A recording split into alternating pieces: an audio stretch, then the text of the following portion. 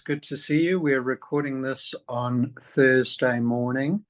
John, the big news yesterday was the slower than expected GDP reading. What was your reaction to that? Well, there's quite a bit of discussion in the Parliament with the RBA and the Treasurer on the news last night, talking probably at odds, although I think really the RBA was answering a question regarding inflation and what would they do if it went up. Why I say they're at odds, I think it's quite clear when you're getting growth of 0.1, very low economic growth, that you can't say economic activity is generating inflation. Yet the inflation we have and are still seeing is the repercussions of cost inflation pressures coming out of Ukraine and COVID, and they're still filtering through the economy. Yes, they are coming through the wages, and then there's recoupment as businesses pay wages and increase costs and then recoup for prices. But you could not say, Paul, that this is a demand-driven inflation, and that's what the numbers said yesterday. And it surprises me how, well, for want of a better word, stupid a lot of commentary is when the numbers are so, in your face. I mean, do you think that we're in a per capita recession in the sense that because of the numbers of people coming into the country, we're still positive, but per person, we're actually contracting. Is there a risk that we fall into an actual recession, not just a per capita recession? Well, that'll be 2 quarters of negative. I think that's unlikely for the reason you said, because the population growth. We may well have a negative quarter. But to me, so what? It just means that interest rates won't go up. Interest rates will probably fall. As you go through a downturn, you get into an upturn. And in terms of the asset classes and the way the market and market participants investors, superannuation funds, they're looking at the future. That the past is interesting, so that's the March quarter. Really, the market's buying on the expectation of economic growth coming from the population growth, wages growth, recovery and per capita income, which you've identified, and the economy starts coming out the other side with a lower interest rate environment and a lower inflation environment. So that's how the market's operating at present. So the question is, what could upset that scenario? And I guess that's what we constantly do every day, Paul, try and work out what could happen and to make that scenario disappear. One of the interesting features out of the data release was that the savings rate has gone down to almost zero. I mean, at one point it was above 20% when people weren't able to spend the pandemic handouts. Does that concern you, or is that a sign of confidence that people don't feel the need to save? Well, that's a ratio. It's an average. So if we say the savings ratio is zero, it suggests that some households are negative, so they're borrowing short-term, personal finance, bank card debt, whilst other parts of the economy, the wealthier parts, are still in cash. It does concern me that if we could actually get the proper figures, that we could know what we're concerned about. So I'm speculating that there is stress in certain parts of the economy. That's reflected in the economic growth numbers and the retail sales numbers and confidence levels. So I did talk about this before. I've talked about it in my presentations, because that savings ratio, when you analyse it, it does reflect declining income. It doesn't reflect unemployment, which is interesting. It reflects declining income against inflation, cost of living. Now, is there any good side to it? Well, in a capitalist sense, there probably is in terms of the banking system. If you look at the banking assets, they're being dominated by housing loans, mortgages, low yield, low margin, low capital intensity, but that's and they struggle to grow at higher margin into the personal finance area. So I've flagged this before, and I think these figures suggest that there might be a surprise in the banking system, particularly those banks who are willing to lend personal credit to households. But it is a riskier part of the book, and that can go haywire if you do get unemployment. more so than mortgages. So there is a positive aspect to profits for banks, but a negative aspect because it continues to pressure the economy. So two big news items for me when I woke up this morning from overseas. The first was that the Bank of Canada became the first of the G7 to reduce interest rates overnight, I think from 5 to 4.75. We'll talk about that in a second. And the second news item, which always interests me, was that the Nasdaq and the S&P 500 both up at new all-time highs. So let's talk about the Bank of Canada first. One of the G7 central banks reducing rates, and probably the market is expecting the European Central Bank, the ECB, to reduce rates tomorrow. Are you hopeful that this is a forerunner for kind of global rates coming off as inflation slowly dissipates?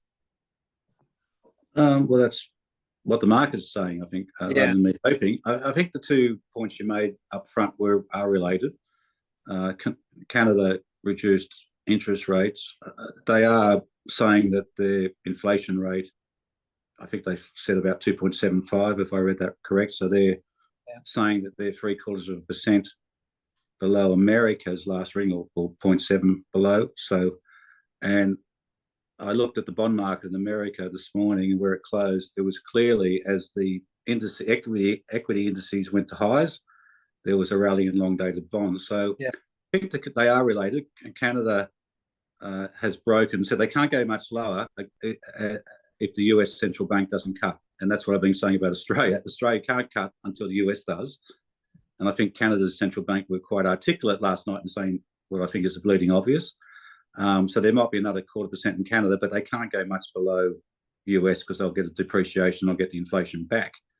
But the American market took heart and said, well, look, there's the first indication from our northern neighbour that interest rates have peaked and are coming down.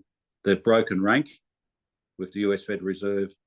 It won't be long before the US Federal Reserve follows in. And I think the other numbers I'm seeing, quite a lot of data yesterday as well on the PMIs of the US economy.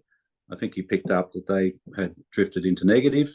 So the forward indicators short-term in America's economy is for a slowdown.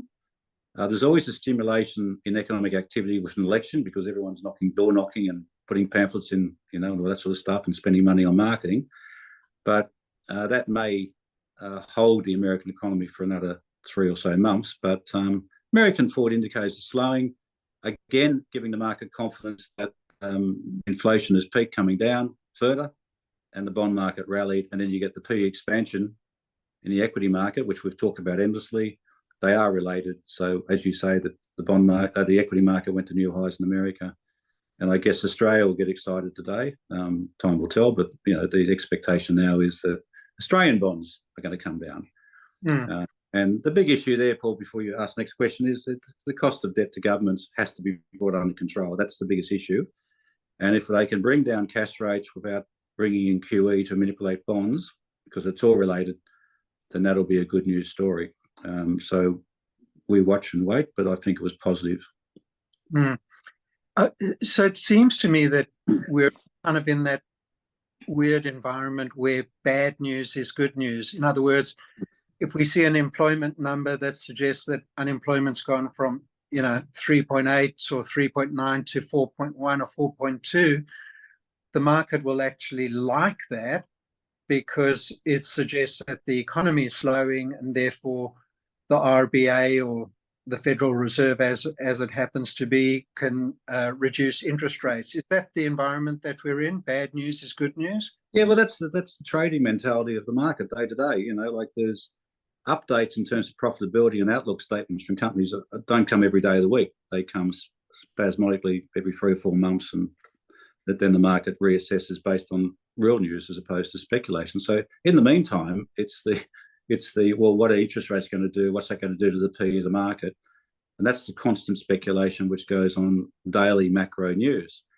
It astounds me that everyone says macro doesn't have an effect. Macro has an amazing effect on day-to-day price movements, as we've seen in America last night. and probably in Australia today and around the world. That macro news. So you're absolutely right. And in terms of macro analysis today, bad news is good news. Bad economic news, bad employment news suggests central banks will cut to maintain. It's clear now that central banks, they do fight inflation, they do watch that, but they're also looking at economic activity. And I think that's the big change since the GFC. Prior to the GFC, there was this laissez-faire attitude by central banks that they really were just focused on inflation, but now they're focused on inflation plus unemployment. They know governments' balance sheets are really stretched, and I keep on making this point in my presentations. I've got more coming the next few weeks if anyone's interested in joining us. It is a real issue when looking at government debt. The world, and particularly major economies, cannot have an economic downturn which makes a bad budget worse, a bad budget outlook. America's budget deficit is circa 5% plus. It peaked well over 6-7% during COVID, but they haven't got it under control. A downturn which causes unemployment and cuts tax receipts, increases social security payments, is terrible news.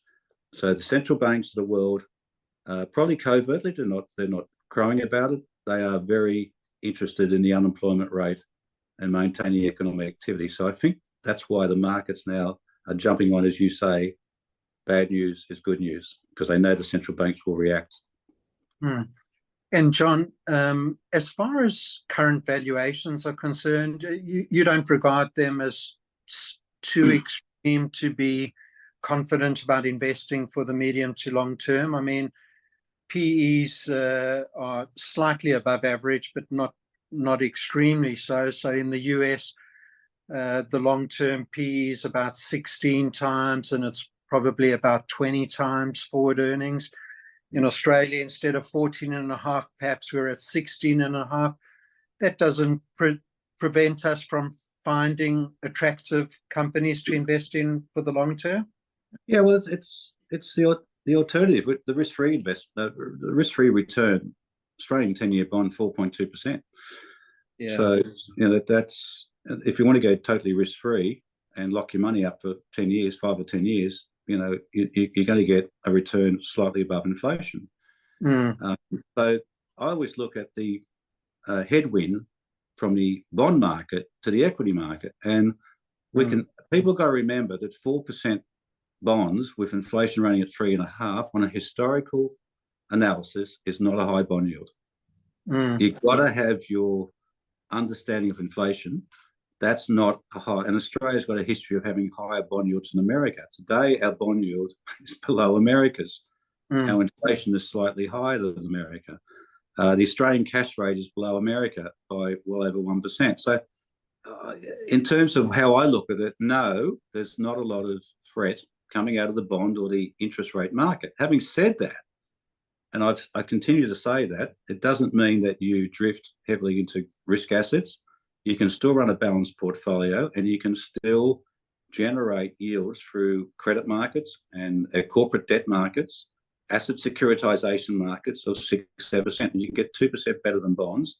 And all of a sudden, and without taking much more risk, frankly, and that sort of yield against inflation of 3.5% on good quality cash flow credit is a very good place to park money alongside your risk assets, equities and property and international investments. Still the world bond markets, the government bond markets are still a place which I don't get excited by, but I watch them to ensure that I don't get depressed in terms of my outlook for equities. And that's where I sit. I'm not depressed. I think it's nicely balanced, but I think we can get a good balanced return by diversifying across other asset classes. Well, that's a great note to end on, John. Thank you very much. And to our audience out there, thanks for your viewing, and we'll see you next week. Thank you. I look forward to seeing everyone.